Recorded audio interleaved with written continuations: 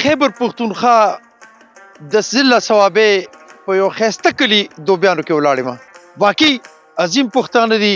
د هغې د دې عظیمې فیصلې سره چې کوم زه نن تاسو سره شیر کوم، خلک یو بل ته لارې وایي او دوی یو بل ته لارې ورکوي. د هغې نه مخکې چې زه تاسو ته د لاره ښیم، د دې تفصیل درته ښیم. د دې په سټارټ کې نهاد استاد د دوبیانو میاګانو یو پوزه، یو زبردست سوشل ورکر، یو زبردست قربانۍ والا انسانیت چې کوم د دې جهان نه خلړو، خو د هغه جهان دپاره ډېر ګلونه کرلي دي. الله کریمه د هغې قربانو په صدقه کې د هغې قبرونه د رحمت نه ډک کې. راځئ تفصیل تاسو ته ښیم.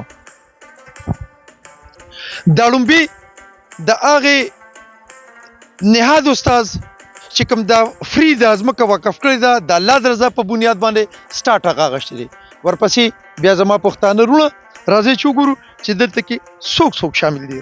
لږ تفصیل ما سره ولاړ یاسر دی، دې نه تپوس کوم چې تفصیل څه دی.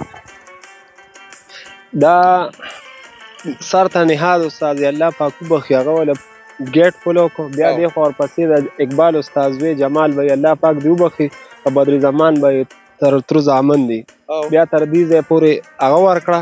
بیا دې نه پس دا دی دا وکیل صاحب دي زموږ د پښتانه بایګانو دې ورکړه. بیا ورپسې کمال بای دی هغه ورکړه. بیا حضرت سلطان ماجد بای دی.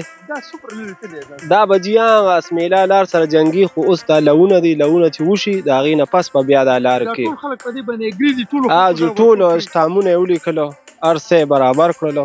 بدر زمان به یې دې هر څه وکړو، ورسره د غفار محمد به یې، ورسره د اسرار استاد وی عزیز احمد به یې. دې درېو ما ډېرې منډې ووالې او دا له ستو کالو محنت په دې باندې دا د له ستو کالو محنت رنګ راوړی دی.